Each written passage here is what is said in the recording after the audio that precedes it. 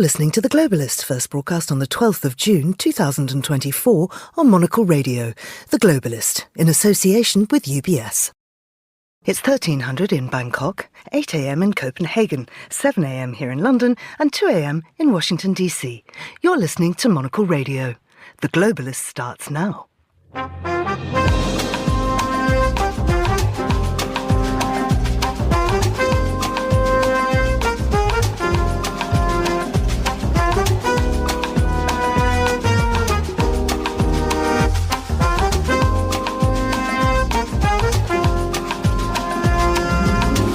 Hello, this is The Globalist, broadcasting to you live from Midori House in London. I'm Georgina Godwin. On the show ahead... My message to governments throughout the region, to people throughout the region is, if you want a ceasefire, press Hamas to say yes. We'll be in Tel Aviv to examine the ceasefire deal, and then to Bangkok, where the Move Forward party faces dissolution. We'll have a rustle through the papers and a roundup of retail news before heading to Copenhagen for a design event. We'll join Carlotta Rebello in Milan to talk urbanism and... Angelo présente les aventures d'Angelo l'aventurier. Je vais devoir traverser cette jungle hostile où le danger est partout. Angelo, dépêche-toi de déjeuner et va te brosser les dents. A clip there from Into the Wonder Woods, one of the films featured at this year's Annecy International Animation Film Festival. We'll bring you a report from the event. That's all ahead here on The Globalist, live from London.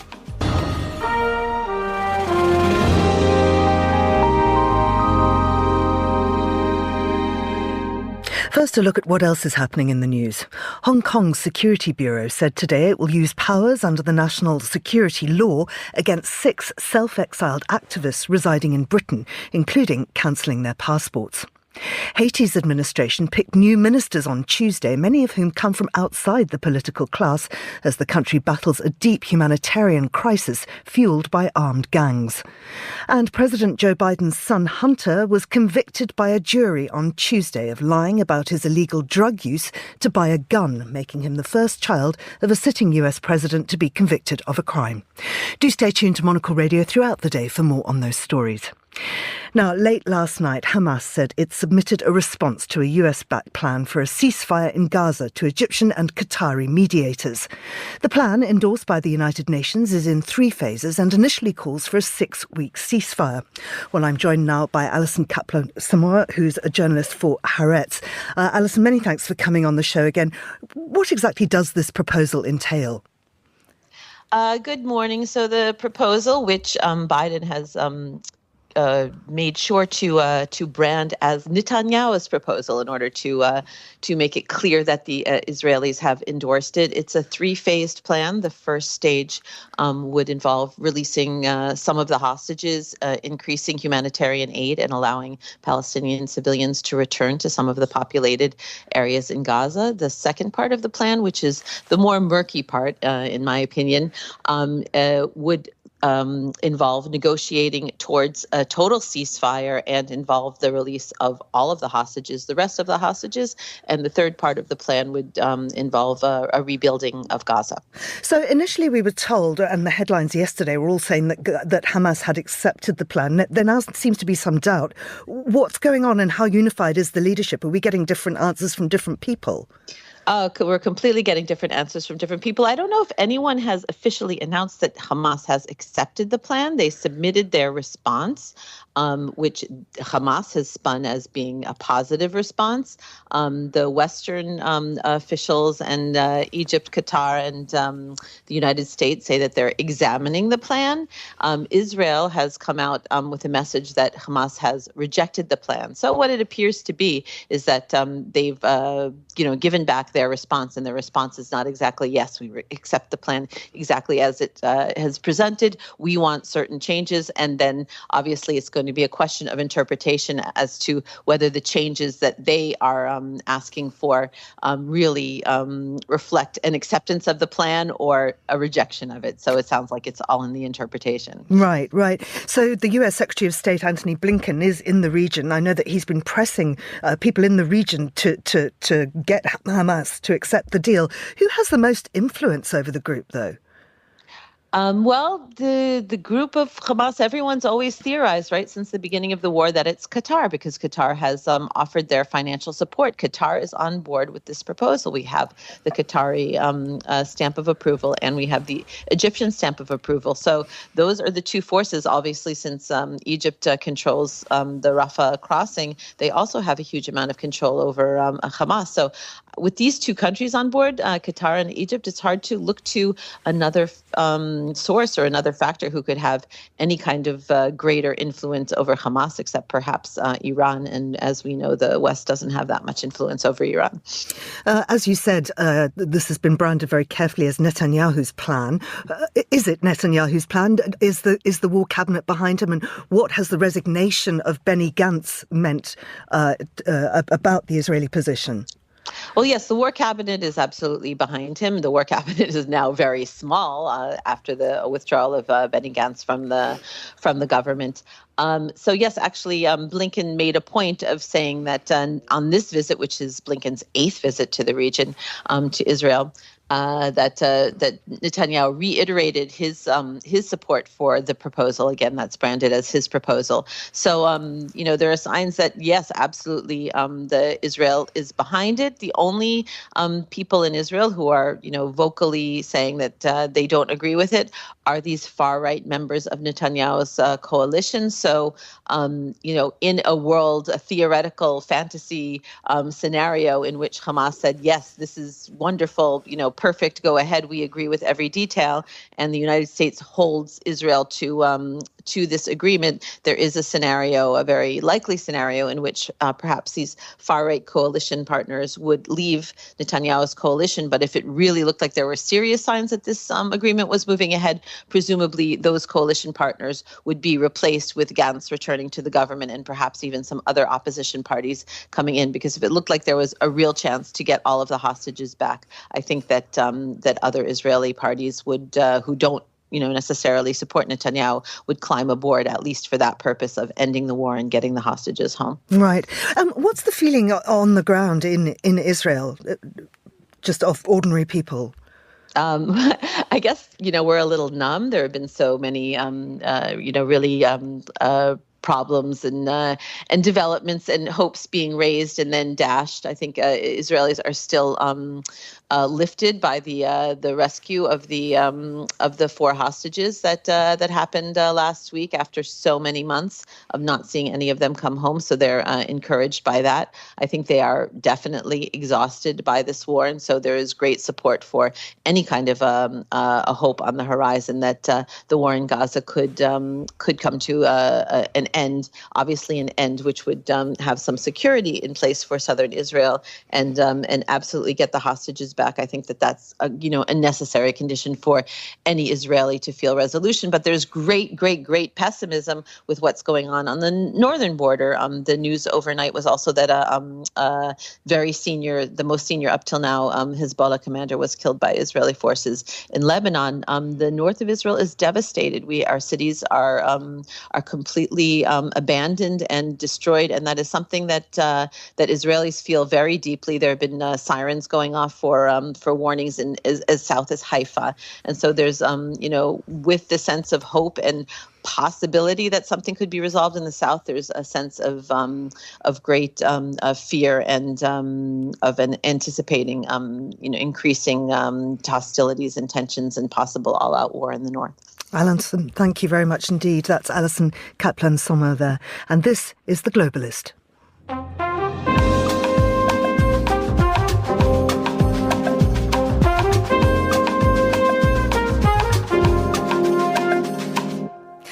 It's 13:09 in Bangkok, 7:09 here in London. Now, there's more political upheaval in Thailand as the Move Forward Party, the MFP, which won the most votes in the election but has been blocked from forming a government, may be dissolved by the Constitutional Court. Now, this was due to happen today, but it's now been postponed. Well, for more, I'm joined by Monocle's Asia editor based in Bangkok, and that's James Chambers. Good morning to you, James. Good afternoon to you. The MFP emerged out of Future Forward, which won 6 million votes back in 2019. That was before it itself ran into legal problems. Can you remind us of the backstory of this party? Yes, that's right, Georgina. Future Forward was the version 1, the initial iteration, and they surprised everyone with their performance in the 2019 elections. They won far more seats than everyone was expecting, but they were eventually dissolved by the Constitutional Court. And then a new party was set up called Move Forward by some of the same people. And then they obviously did even better in last year's election in 2023. They won the most seats, as you rightly said, and they tried to form a government. They tried to get their leader, Peter Limjaroenrat, appointed prime minister, but that was blocked, and they eventually were forced into opposition. And then the conservative bloc in Thailand kind of, moved against them as they've done in the past. And I guess they launched a case on the basis of Thailand's Section 112 of the Criminal Code, which is known as the lèse majesté laws, and accused Move Forward of trying to campaign to overthrow the monarchy because they were calling for this Section 112 to be reformed. Move Forward deny this. They suggest they're just trying to reform it rather than remove it.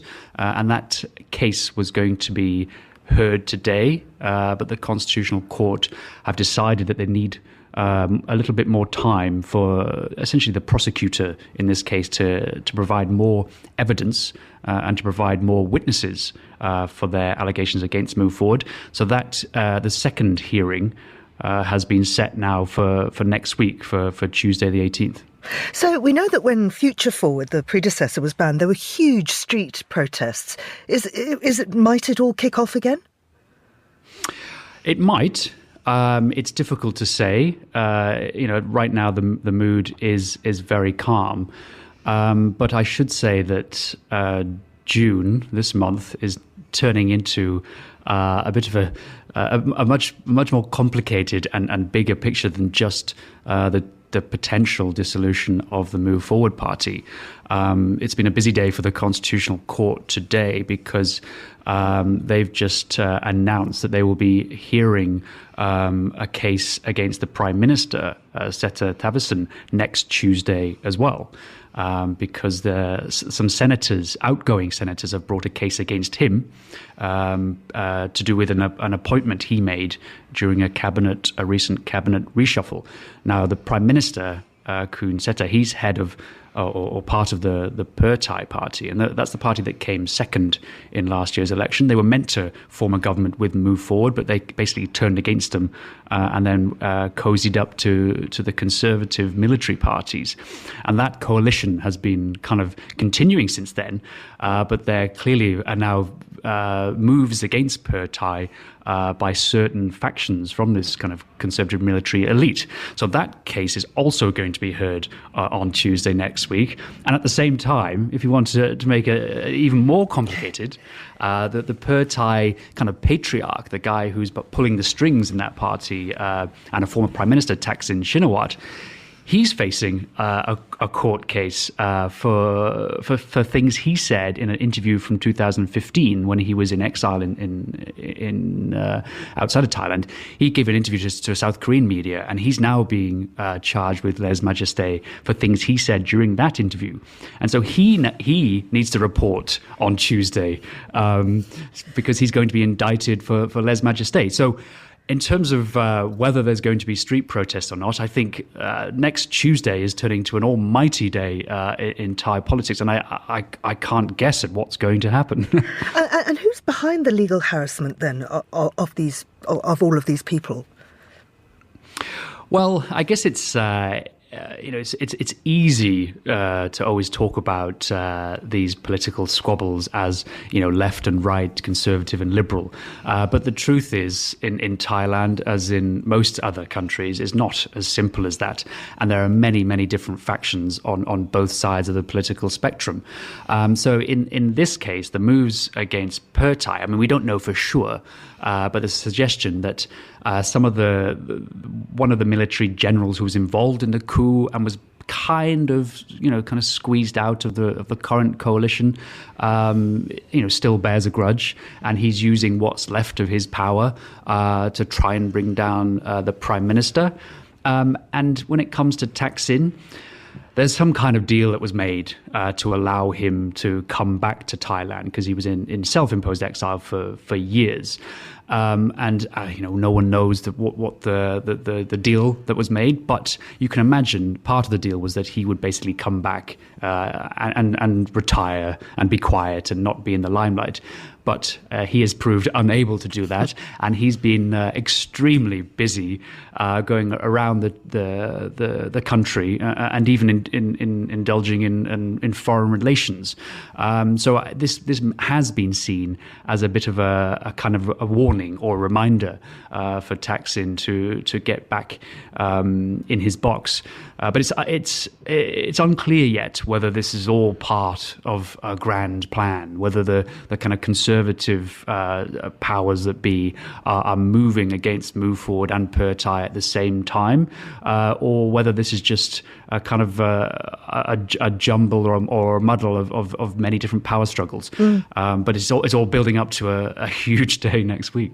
And if Move Forward is banned next week, will it simply reform under yet another name, or is there a danger that its members might join other parties? Well, I think both those things are happening. I mean, the Move Forward party, the leaders, they're not stupid. This has happened to their previous party. It's happened to 3 iterations of Pheu Thai before. So a party being dissolved is nothing new in Thai politics. So and there was already suggestions last year that they'd already set up another party for if and when this happens. So I imagine the 151 members of Parliament who are currently with Move Forward will move to a new party, whether that's a current one or one that we don't yet know about. It's yet to be seen, but this won't be the end of the movement. There'll be a third party, and everyone expects that party will do even better at the next election. So this isn't going to, it's a bit like whack-a-mole. This isn't going to destroy the movement. When Future Forward was dissolved, Move Forward did even better. And I guess the expectation is that will happen again. And the support is there from the public. You see it in all of the polls. Move Forward do carry the biggest support here by far, and their leader, Kun Pita, is the most popular candidate for Prime Minister. He may face a 10-year ban or a lifetime ban from politics, let's see. But he's still very young and could come back. But they do have a bench of talent, and it's likely we'll see someone else emerge. James, thank you very much indeed. I expect we'll be talking to you next Tuesday. That's James Chambers in Bangkok. And this is The Globalist. UBS has over 900 investment analysts from over 100 different countries. Over 900 of the sharpest minds and freshest thinkers in the world of finance today. To find out how we could help you, contact us at ubs.com.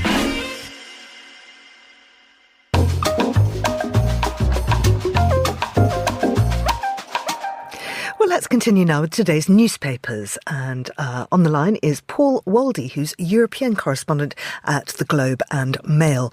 Paul, good morning to you. Let's start with the New York Times, who are running this story about the Ukrainian government planning to sell off state assets. Yeah, this is kind of an interesting development in Ukraine. Of course, we all know the government there is struggling as the war continues. They've got something like a $5 billion deficit this year. The economy's kind of going nowhere. So one of the ways, I should say, that they are looking at to raise some money for the military effort is to sell some state assets. Now, they're starting pretty small. They're starting with about 20, and these would be mining companies, energy companies, and also pretty famous hotel right in the middle of Kyiv called Hotel Ukraine. And they're hoping maybe this will raise $100 million. So it's not a lot, but I think it's the first step in what we're going to see by the government over the next few years to sell a lot more assets, because they have literally thousands of state companies. And I think they're just trying to unload some of them to raise money and also to get some of the debt off their balance sheet. Does anybody want to buy them? Well, that's going to be the big question, of course. Who wants to take a chance on buying even a hotel in the middle of Kyiv or a mining company when there's a war going on and those assets could be damaged or taken over by the Russians or just kind of left vacant. So I think it's going to be a tough sell. They have tried this before. They tried an auction for some of these assets before the war started. That didn't really go anywhere. It's gotten even harder since 2022, obviously. So I think it's going to be very difficult for them to sell these assets, or certainly to get a decent price for them. I understand a lot of this goes back to the collapse of the Soviet Union. Ukraine inherited many poorly managed companies. Yeah, they got something like 3,100 companies kind of unloaded on the government once they achieved independence back in the early 1990s. Now, less than half of those companies are still operating, and even a smaller percentage turn any kind of a profit. So this has saddled the government for many, many years. Of course, corruption is rife in Ukraine, and there's been a lot of that in these state enterprises. The debts from some of those companies that aren't operating still sits on the balance sheets. It's a drain on the state coffers. So, I mean, even without the war, this would probably be a prudent thing to do, because it would not only get these assets into other hands, but it hopefully would bring in some foreign investment into the country and turn these assets around, or turn these companies around. But given that the war is going on, all of that becomes far more complicated. Absolutely. Let's now look at the FT and the EU tariffs on Chinese electric cars. Yeah, I mean, I think we've seen kind of a move around the world, in the US and now in the EU, to put some tariffs on Chinese-made electric vehicles. The sense is that they are unduly subsidized by the government. I think something to the tune of 20%. They're 20% cheaper in Europe than an equivalent European-made car. So the EU is going to follow the US lead, wants to push ahead with tariffs that would push the tariff on Chinese-made electric cars to about 35%. Now, this is pretty complicated in the EU, because there are countries that don't want to do this, Germany among them, mainly because some of their firms, Mercedes, Volkswagen, have plants in China, which could be impacted by this. Tesla as well could be impacted by this. So it's a bit of a double-edged sword. They're worried, the Germans are worried about a trade war getting started here. This could affect exports to China of German-made cars. It could affect the price consumers across Europe pay for Chinese cars. So it's questionable whether this will go ahead. It likely will, but there's certainly enough opposition among several EU member states that it's going to make it difficult. No, absolutely. Here in the UK, of course, we're finding, before the elections coming up next month, that trust in the government is at an all-time low. Yeah, this British Social Attitude Survey, which is done every 5 years, and it's by Sir John Curtis, who people probably know as the big polling guru in the UK. He's kind of behind this thing. And they survey about 5,000 odd people, and they ask them an awful lot of questions. And what's interesting is, because it's every 5 years and they generally tend to ask the same types of questions, you get a real sense of how attitudes in Britain have been changing over the years. And one of the things that's striking in this finding from this year's survey is just how negative people feel about the government and about Brexit and about all kinds of things. 45% of people say they don't believe the government would ever act in the best interests of the country as opposed to its party interests. That's the highest ever. 79% of people have a general dissatisfaction with the way the government's running. 71% of people think Brexit has been damaging to the economy. That's up from 51% 5 years ago. So it really points to a pretty difficult scenario for whoever wins the next election. No, absolutely. I mean, it is kind of shocking that 48% of Leave voters say they almost never trust government to put the needs of the country above their party. Yeah, I mean, and that's even higher than the average overall. And I think there's sort of obviously there's cost of living, there's been the pandemic, there's been a lot of things, there's been the whole Partygate scandal and all the misdeeds by Boris Johnson and everybody else in government. So I think some of that plays into it, but I think you're seeing this reflected. We saw this a little bit in the European parliamentary elections with kind of the rise of populist parties, which is also kind of a expression of dissatisfaction with institutions and the way things are run. So it might not be too surprising that Britain is following the same kind of pattern. Now, that hasn't yet manifested itself in any kind of populist movement, but nonetheless, people are really concerned about the way the country's going, and they're very worried about the healthcare system as well. More than half of people say the healthcare service, the NHS, is run badly and not doing well at all, not delivering for them. So, yeah, it's going to be a real challenge for whoever wins this election. Finally, let's look at space debris in a farmer's field. Yeah, this is SpaceX. Now, of course, SpaceX has been launching all of these private spaceships, and of course, they've got 6,000, I think, satellites flying around. And they've always insisted that when these things re-enter the Earth, all the material burns up, and that nothing really should be falling down on the Earth. Well, in fact, these farmers in Saskatchewan, right in the middle of Canada, found a whole bunch of debris from one of SpaceX's spacecrafts that was launched in February, all over the place. And some of these pieces were quite large, 250 pounds, 6 feet tall. SpaceX people came to collect it. They haven't really commented on what they're going to do with this material. But there's real concern that if this is happening on one spacecraft back in February, what's going to happen when all of these other satellites kind of, their lifespan ends and they re-enter the atmosphere? Is more space junk going to fall down? Who's going to pay for this? Who compensates people? How is this kind of monitored and controlled? So I think it's kind of an interesting story that these farmers found all this stuff in their fields, but it really does point to a bigger question of what we're going to do when these things start to fall back to Earth. Yeah, I love the way this piece is written. It kind of just goes through all the questions that the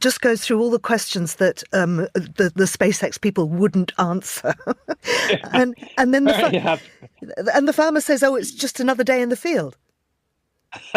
Well, it is, going around his field. He didn't find this stuff until April and May, but they're pretty big pieces. I think there's a photo of them standing beside some of this material is like 6 feet tall, 200 pounds, as I mentioned. So, I mean, this was big stuff. This is something their farm machinery wasn't going to be able to go over very easily. So, yeah, I mean, I think there's a little bit of laughing about this, but the bigger issue is, what does this mean in terms of space junk falling back to Earth? And when SpaceX says it's all going to burn up, well, maybe that's not quite true. Yeah, Paul, thank you very much indeed. That's Paul Waldy there. Now, here's what else we're keeping an eye on today. Hong Kong's Security Bureau said today it would use powers under the national security law against 6 self-exiled activists residing in Britain, including cancelling their passports. The new measures prohibits providing them with funds and cancels their business dealings in Hong Kong. A bounty of 1 million Hong Kong dollars for information for these activists, including Nathan Law, was also offered. Haiti's administration picked new ministers on Tuesday as the country battles a deep humanitarian crisis fuelled by armed gangs. The cabinet trims the number of ministers whilst replacing all who served in former Prime Minister Ariel Henry's cabinet. Many of the new picks are drawn from outside Haiti's political class altogether. And President Joe Biden's son Hunter was convicted by a jury on Tuesday of lying about his illegal drug use to buy a gun, making him the first child of a sitting US president to be convicted of a crime. The trial follows the criminal conviction of Donald Trump. The Biden case was brought by US Department of Justice Special Counsel David Weiss, who is a Trump appointee. This is The Globalist. Stay tuned.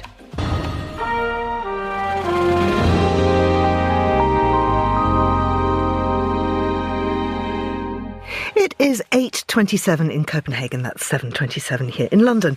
The annual showcase of Danish and international innovation and creativity, 3 days of design, begins in Copenhagen today. The theme for the festival, which ranks second only to Milan as a design destination, is Dare to Dream. And our design editor Nick Manise is there. Nick, are you daring to dream? Well, I've awoken from a lovely slumber for this, so I'm no longer dreaming. But talking to you, Georgina, is always a dream. So I guess I think, that's where we'll leave it. I'm dreaming. Well, tell us a little bit more about that theme. What is Dare to Dream, and what does the whole kind of festival theme encompass? Well, I think Dare to Dream is, I guess, just it's trying to provoke a response from these furniture brands. So it's predominantly furniture brands. I mean, there are architecture studios participating as well, and homewares brands too. So it's like you said, and maybe the clue is in the title, but it's 3 days of design showcases in Copenhagen. So there are 350 exhibitors spread across the city. Lots of them showing new furniture for the first time in galleries, shops, showrooms. I think the big thing here is that it's not in a trade hall.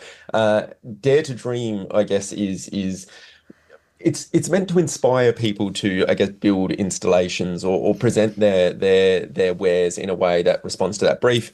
I think maybe the first one I've seen that does that quite well is Kadrat. They have a showcase that's all about, I guess, exploring new materials, and the whole idea is that or their interpretation of the brief was that, look, we could play it safe, but if we dare to dream, we can push boundaries, we can create new products, create new textiles that, are fully circular or using recycled material that we thought was perhaps too hard previously. So it's more a way or a means of, I guess, encouraging people to think about their brands and products. And I think ultimately that's good. It's about setting your ambitions high. And the whole event seems to have done that. I mean, as I said, it's second only to Milan as a design destination. How and why has it become such a globally important trade fair? It's quite fascinating. I mean, this is an event that only started 11 years ago, and so it is quite young. I think Salone del Mobile, the big Milan trade fair, started in the 60s. Paris has been running for a couple of decades as well, and that's quite another significant one, Maison Objet. But 3 Days of Design, I guess, is quite young in that context, and I think it does a few things well. So, I mean, firstly, it's in June in Copenhagen, which can often be sunny. It is quite overcast here right now. I'd planned to be filing and writing copy and sending reports from the harbour side, maybe getting a little bit of a tan at the same time, but it's still potentially puffer jacket weather here, but I digress. It is, sorry, just personal gripes I'm bringing into this. No, it's held in June, which I think is really nice because it's a time when the city comes alive. But as I said before, it doesn't have a central meeting point. Like these are showcases that are taking place in existing showrooms, or if you're a brand that's a young brand that maybe doesn't have a showroom space, you might hire out a gallery or showcase in a group show in a hall. So it's those are two, I guess, kind of lifestyle components that have made this an appealing place to be. You're not trapped in a hall, you're not trapped in a mall-like environment, but rather you kind of get to be out in the city at this amazing time. And I think those two factors have perhaps maybe killed off Stockholm, dare I say it, Furniture Fair a little bit, which takes place in February. So if you're looking for I guess a Nordic or Scandinavian design event, you're probably going to choose Copenhagen in June over Stockholm. So that's how it's maybe a part that's taken over the local or the Nordic scene rather. And then I guess in terms of its prominence globally, we've done a little bit of analysis for this actually for the forthcoming July-August issue of Monocle, and it's looking at the rise of the Danish design scene. Obviously, there's this host of amazing mid-century designers and design brands. You've got your Fritz Hansens and your Carl Hansens, but perhaps over the last 2 decades, there's been this real shift. The likes of Hay and Muto, all of a sudden bringing, I guess, Danish design to the high street and sort of elevating our consciousness around the work that they're doing in this particular corner of Scandinavia, as opposed to just, having to save up a fortune to buy a Carl Hansen eventually. They provided these immediately accessible points, but there's also, I guess, social and structural things. There's the fact that they have a very healthy welfare state. So if you're a young designer and you want to, set out on your own, you've got a safety net there if things perhaps don't work out. So there's a few different dynamics happening. You could also look at, I guess, the fact that, brands, it seems like every company here has an in-house designer or an in-house design team. Like the pharmaceutical companies have massive design teams. Their shipping companies have huge design teams. So it's kind of embedded in the culture. You've got that social safety net. You've got amazing design schools, and then I think globally you've got the likes of Hay and Muto, I guess, bringing design to the high street. So all of that sort of there's a confluence that's ultimately helped to establish Denmark and particularly Copenhagen as a design capital. And what have you seen as you shiver inside your puffer jacket and feel resentful about the weather? Yeah, no, look, okay, ultimately I am having a good time. I've still got a sunny outlook, Georgina, as how I would like to see things. Yeah. There's been a host of things. So yesterday, the Monocle team landed yesterday, and whilst the fair officially kicks off today, I sort of weaseled my way into a host of different showrooms. And there's a few themes that I guess have sort of emerged. I mentioned Carl Hansen and Son, and they're this amazing Danish design company, this heritage brand that produces amazing works, similar to Fredericia, this other, I guess, family-run heritage company, and both of them have got this real focus on crafts. There's a real discussion, and when you're looking at the high end, like why should we pay, big sums, I guess, for amazing furniture. It's because brands like Fredericia and Carl Hansen & Son are really investing in craft. The way that they make things by hand ensures that they kind of stand up to the test of time. So both of them have got showcases that, I guess, show the making of their objects and why, why it's important, why there's an attention to detail, why their process is so critical, and ultimately why, I guess, people covet them, and it is this way of making. So, I mean, that's one example. As I mentioned Muto earlier, I snuck into their showroom and actually onto the rooftop of their office in Copenhagen. They've installed an amazing outdoor furniture installation where you can go and have a coffee and complain about the weather. But then there's other showcases I mentioned earlier. That's not just about the big brands, but they're small group shows. Ukurant is one of them. It's a collective of or graduates from Copenhagen's design school, and I think there's 19 designers from 11 countries, I want to say. I've just Googled that. Yes, I've nailed that. Well done. Great recall by me. So 19 designers from 11 nationalities, and they're all emerging. They're less than 5 years into their careers, and they're showing, I guess, their latest creations. So there's everything from sculptural vases to desks and little, I guess, appliance stands. This is the word I'm trying to find for it. For looking after laptop, there's lamps as well.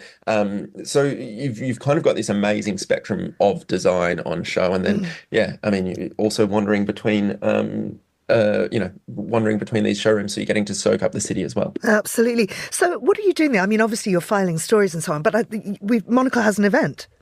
Yes, we do. So this morning, not too late if you're in Copenhagen, probably too late if you're anywhere else. But in about an hour's time, we are hosting a talk in partnership with Valzug, the Swiss appliance specialist. They've got a showroom here, and we're going to be discussing timelessness in design. So there's the Danish architect and designer David Tulstrup is joining us. Josephine from File Under Pop, which is this amazing, colour development agency, is also going to be talking with us. And Thomas Ibsen from Please Wait to Be Seated, a furniture design brand. So we're going to be talking about how you design for timelessness. Can you design for timelessness? And there's no better place to, I guess, be doing that than in Copenhagen, where you have this amazing design heritage, this amazing design legacy from the mid-century, and a host of young brands and designers emerging too.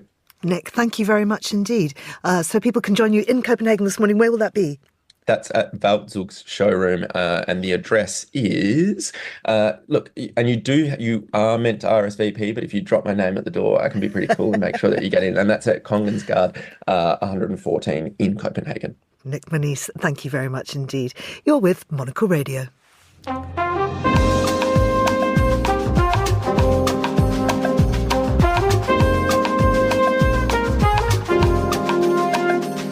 It is 8:37 in Milan, which is where we head next, because this week the city's been playing host to architects, planners, developers and public officials. They're all gathering for the Urban Land Institute's annual Europe Conference. And also in attendance is Monocle's senior foreign correspondent and the producer of The Urbanist, Carlotta Rebello, who joins me now. Good morning, Carlotta.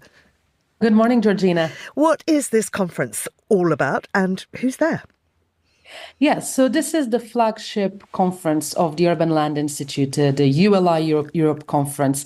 It's essentially a real estate event that brings over more than 800 professionals, not only from Europe, but from around the world, to gather here and really discuss what are the emerging trends for the year and share best practices. Now, what's interesting is that you'll have a mix from the whole industry. We're talking about not only the architects and designers and developers, but you also get the public officials and then the money people, which is what's important, the investors, the asset managers, the people who are actually able to push through these projects at their own companies and to include urban development in their portfolio. So it's quite a unique environment in that sense. There's a lot of urbanism conferences that are aimed at specific parts of the industry, but it's quite interesting to be in a place where everything from the initial sketch to the final budget can be discussed when approaching a new project. I mean, what misunderstandings typically exist between stakeholders in the built environment when they are all coming from, as you say, different sectors of that? Yeah, so I think one of the big misunderstandings is the level of cooperation. Of course, these are all different stages that to complete a building takes place, but there's actually a lot of cooperation in between all of them. And here at this conference, for example, you have professionals from over 30 different countries. Nearly 85% of them are at senior level. So it's a networking event that actually leads to decisions, which is something that is interesting to see unfolding in front of you, and also to find new business opportunities. There is a section of the conference that is dedicated to innovation, where you get startups and companies that have been recently founded trying to pitch their solutions to these key players in the urban landscape. One of them, whom I'll be speaking to a bit later today, is a Spanish startup called Solum. Now, they've developed a way of using solar panels in pavements. So this was founded by 3 young industrial engineers in 2019, and combining not only the technology, but design and aesthetics. They're reimagining how cities could use their urban areas to actually generate renewable energy. Imagine if every public square in Europe was able to generate solar energy. That could be a game changer. Of course, that is, the utopian vision, but it is a great step to include also companies like that in the conversation, alongside, the likes of Gensler and Heinz, some of the world's biggest companies and biggest architectural firms too. So is sustainability in the sector one of the big talking points? It appears to be so. So today is the main conference day where, the program will be taking shape, the entirety of the day. But so far, it does seem like sustainability is permeating every single conversation, from biodiversity and nature positive solutions to the role natural light can have in buildings. And this is not just, making them pretty and nice to be inside, but more consequential side of it too. The health benefits. If you're talking about offices and the need to be exposed to natural light. I mean, you will know that being there in our studio that has no windows. But it does the importance of natural light for those who might sit in the same area nonstop the entirety of the day, and how it impacts your health, mental and physical. But then also on the sustainability side, how it can help regulate temperatures inside a building and actually make you rely less on technologies that control temperature, be it AC or heating, that sort of thing. So that's just one of the many facets where sustainability has been discussed. There's also a focus on transformation and how sustainability is helping adaptation in our urban environment, that is taking existing buildings and transforming them to match the criteria of today and to match as well the requirements for our cities. And this was also very present in some of the tours that took place yesterday, where one of them is exactly called that, the transformation tour, taking us around buildings in Milan that really are the excellence in these sorts of marks for the industry. Today, we turn a bit more to economics and to the big picture trends, and an interesting session that's going to kick things off in about an hour from now with the former Prime Minister of Portugal and former European Commission President, José Manuel Durão Barroso. He'll be talking about the impact that geopolitics can actually have on the built environment and on real estate. For one, I'm really excited for that session. Absolutely. So what material are you there to gather? What can we expect for Monocle Radio? So we'll have on Monocle Radio a couple of interviews across the week, but then on Thursday, so tomorrow at 2000 London time, we'll have the premiere of The Urbanist, which will be a full report from this year's conference. That session with Mr. Barroso he's one of the people we'll be speaking to for our show. We'll also be speaking with the CEO of Gensler, the architect, Kenjil Tranden Thorsen from Snøhetta, the architectural practice. You might remember his designs from the Serpentine Gallery in London. He also designed underwater restaurants. So this idea of pushing boundaries in design is something I'm really keen to talk to him about. And how do you pursue innovation and risks at a time where there are all these considerations? So going back to our conversation about budget and sustainability to add. So I think that's going to be a fascinating conversation. We have a busy schedule ahead of us. We're also meeting the CEO of Heinz Europe and speaking as well to Professor Greg Clark. He's an urbanist and author who advises a lot of international governments and public officials around the world, from Brazil to Canada, about how to build better cities. So I'm actually keen to hear from him. What have cities been asking? What is the trend that he is seeing that cities globally are preoccupied with? So I hope listeners can tune in tomorrow. And of course, we'll have updates on the Monocle Minute as well. Absolutely. Carlotta, just before you go, I was just speaking to our Nick Moniz, who is in Copenhagen. He was whinging about the weather, saying it shouldn't be like this in June. Are you cold?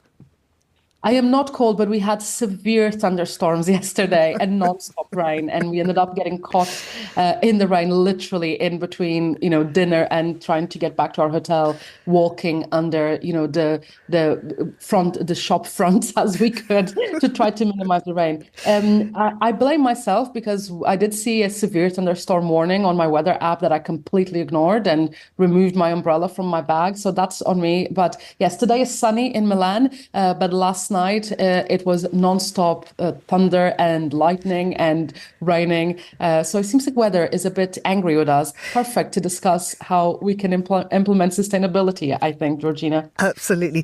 Carlotta, thank you very much indeed. That was Monocle's senior foreign correspondent, Carlotta Rebello, joining us from Milan. And you're listening to The Globalist. UBS is a global financial services firm with over 150 years of heritage. Built on the unique dedication of our people, we bring fresh thinking and perspective to our work.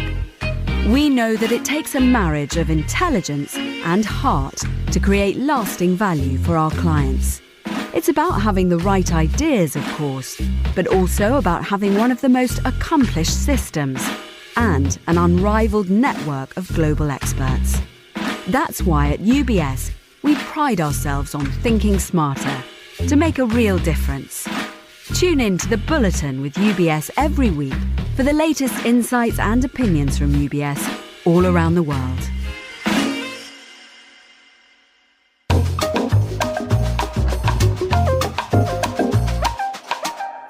It's time now to talk retail with Natalie Berg, who's a retail analyst, an author and a strategist, and joins me now. Natalie, very excited about this first story. It's IKEA and their virtual store, which people can get paid to work in. Tell us more. Yeah, it's a really interesting story. So IKEA is launching a virtual store on the gaming platform Roblox. Now, that in itself is pretty innovative, and it follows similar moves by retailers like Walmart, Gucci, Nike, H&M. There's a whole host of retailers that have been experimenting with Roblox in varying forms. And I think a lot of retailers today are recognizing that there's this huge untapped opportunity to make online shopping a little bit more fun, a little bit more engaging, and a whole lot more immersive. So that is very much the direction to travel within retail. But the IKEA story is really interesting because they're going to be hiring real-life staff to work in this virtual store, becoming the first brand to offer paid work on Roblox. So how this will work is they're looking to hire 10 people across the UK and Ireland. It does feel a little bit like Willy Wonka and winning a golden ticket because there's only 10 roles. If you don't get hired, you can still work there for free. So really interesting what they're doing here. But the role itself will be to interact with customers online, to help them choose their furniture, to inspire them with virtual showrooms, and even, according to IKEA, to serve up digital meatballs. So it's a really interesting story, but very real implications here around the future of e-commerce and also how shopping is evolving for the next generation. Well, and we're seeing that in Walmart too, because they have done a big tech update, haven't they?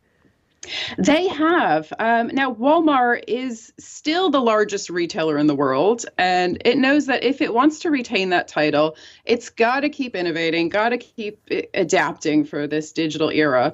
So they've just announced their latest round of tech updates, and there's a lot to unpack, but essentially, I thought there were three highlights that are worth calling out. Now, the first is around the drone wars. So drone delivery is something that Walmart began testing a few years ago. It's grown very rapidly in that time. Now, it is limited geographically because there's still a ton of regulatory hurdles here. But they have completed over 30,000 drone deliveries to date, and they're expanding this and allowing customers to actually select drone delivery within the app now. So really, this is just about normalizing this idea of getting stuff delivered by drones and also at the same time making it more seamless for the customer. The second thing is around in-home delivery. Now, this is also quite interesting. So how it works is a customer places a grocery order online. They don't need to be at home when the delivery happens. So if they're feeling, if they feel comfortable enough to do this, what happens is a Walmart associate is given a one-time access code to enter their home. So they need some kind of smart lock. They then will put your groceries away. They'll put them in your fridge or on your counter or wherever you ask. And it's all very seamless and convenient. Now, some people might find it a little creepy rather than convenient, but how do they know where the cereal lives, for instance? Well, I guess you have to just leave a few Post-its. But the point was that they are expanding this to an additional 10 million households across the U.S. So really interesting to see all this innovation around delivery and the final mile. And then just very briefly, the final update was the beta launch of a generative AI-powered shopping assistant. And I know that's a little bit of a mouthful, but I think we need to get used to hearing more about these AI assistants because this is the future. And more retailers are going to be launching these types of initiatives to help drive efficiencies, but also to improve the customer experience. So what would an AI-powered shopping assistant actually do? Yeah, that's a great question. So as I always think this is a good example. If you're going to a kid's birthday party and you need to buy a gift, instead of what we do now is we would go online and just search for a specific product or a specific category like toys or games or books or whatever it is that you're looking for. But instead, you can just ask your AI assistant, well, what's the ideal present for a 5-year-old or a 9-year-old? And then what it'll do is it'll surface a number of recommendations, and then you get to fine tune those recommendations. But it's very interactive. It's very conversational. And Walmart actually has said that we're moving from scroll searching to goal searching. So it's this idea that you can browse based on specific use cases. And I think we're just going to see a lot more of this in the future. Yeah, and that, of course, stops a ton of returns. Let's talk more about returns because there's a big kind of backlash against having to pay for them. One firm in particular has just started charging and people are not happy. That's right. But I think that the days of free returns are coming to an end. So Pretty Little Thing has become the latest fashion brand to start charging for returns. UK shoppers will now have to pay a £1.99 fee, which is deducted from their refund. As you say, shoppers are not happy with this change.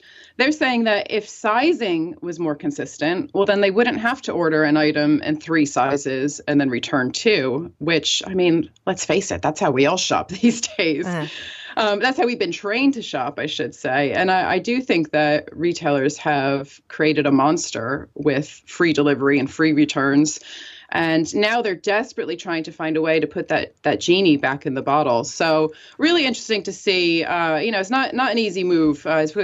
Zara was actually the first retailer to kind of kickstart this trend a few years ago. But more and more high street retailers are recognizing the need to stamp out this buy to try mentality. It's not good for their bottom line, and it's also not good for the planet. Natalie, thank you very much indeed. That's Natalie Berg there. You're listening to The Globalist on Monocle Radio.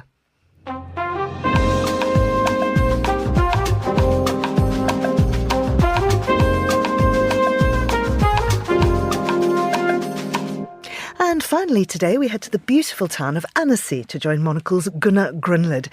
Gunnar, what event is Annecy hosting? Why are you there?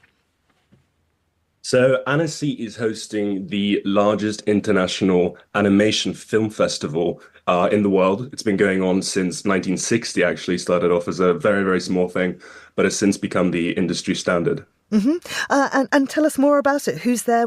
How many people? Who's taking part? Yes, they haven't announced the numbers for this year yet, but last year there was some 16,000 attendees from around 102 countries. And of course, this is the biggest year ever, so they're expecting quite a few thousand more than that.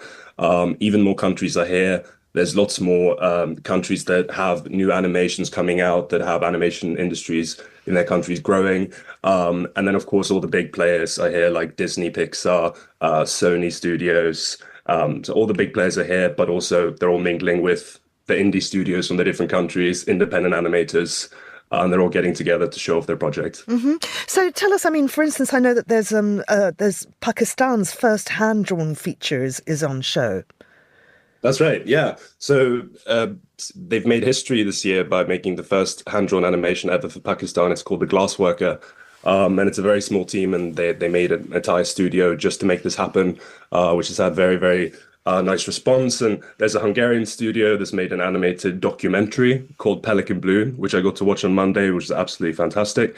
And there's people as well like Denver Jackson, who made an entire animated feature all by himself, directed, wrote, animated the whole thing, and then was able to get Universal Studios to do the sound mixing. So there's a lot of cool independent projects. And then, of course, Disney and them they're showing off their big films on the big screen that's out by the lake.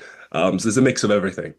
And Disney, in partnership with UNESCO, are also sponsoring Women in Animation, a new initiative helping women this year. How does that work? So basically what they're doing is that they're offering a big sort of training and mentorship program for these young women in animation from mostly Africa, South America, and the Asia Pacific. And then they're bringing them here to Annecy, sponsoring everything. And they have a personal private pitch meeting to the other big studios who might then be able to buy the rights for the films that they're making and then distribute them on later. So there's a real sort of push now to bring not just, more gender equality to the industry, but also bringing in people from underrepresented countries and regions where they haven't had the resources to make these kinds of films before. And is AI a big talking point? It's a very big talking point, as you can imagine. I mean, one statistic that I read said that in December 2023, some 44% of people in the industry were already using tools like generative AI to help them with animation or with textures and so on. And it's been a big concern because, especially here, people really, really love hand-drawn animation. They take pride in the fact that making just a single frame of animation is a lot of work.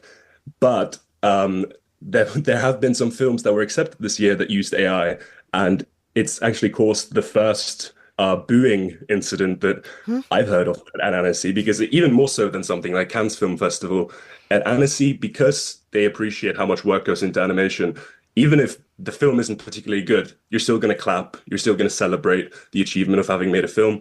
But there was an opening commission film on Sunday called Étoile Filante, excuse my French, directed by Kelsang Ravache, which was a music video almost entirely made with AI, and it caused everyone in this hall basically booed the film.